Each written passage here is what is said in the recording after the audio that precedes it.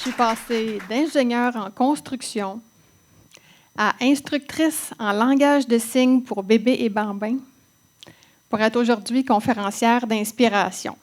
Je pense que j'ai osé me transformer.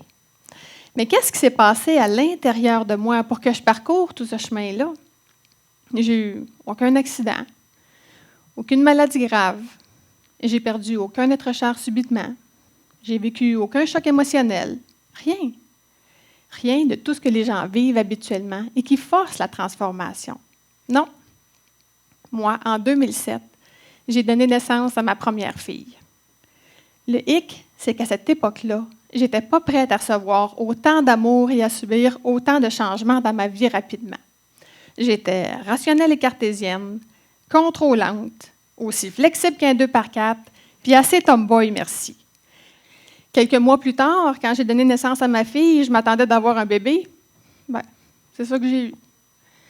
Pratiquement pas d'émotion, pratiquement pas d'émerveillement. Après avoir tenu la petite 15-20 minutes, je l'ai donnée à son père. Tiens, t'as vu-tu? Et là, je me rappelle comme si c'était hier. Il la regardait dans les yeux. Il était follement amoureux d'elle. Puis c'est le papa qui pleurait. Là, j'ai commencé à comprendre que j'avais un sérieux problème.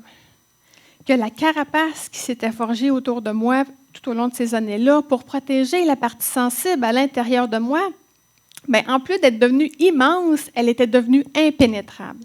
Il n'y avait plus rien pour m'atteindre, il n'y avait plus rien pour me faire pleurer. J'étais rendue avec un cœur de glace.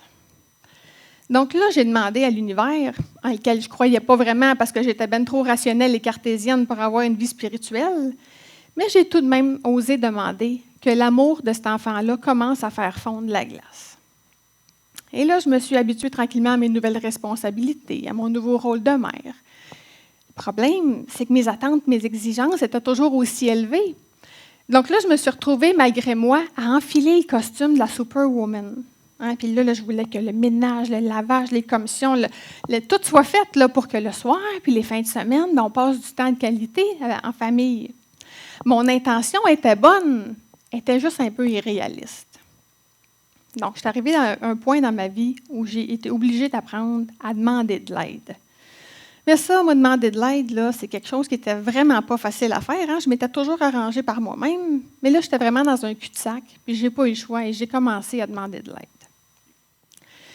Et j'ai compris que ça commençait à se manifester dans ma vie parce que j'avais réussi à transformer mes croyances limitantes. J'avais réussi à guérir des blessures profondes. J'avais réussi aussi à vaincre mes peurs. Et c'est à travers tout ce processus de transformation-là que la carapace elle a commencé à craqueler, à fissurer, puis qu'elle a fini par tomber. Et là, j'ai découvert qui j'étais vraiment. Puis là, il y a un sentiment de bien-être et de paix intérieure qui s'est installé à l'intérieur de moi et qui n'est plus jamais parti.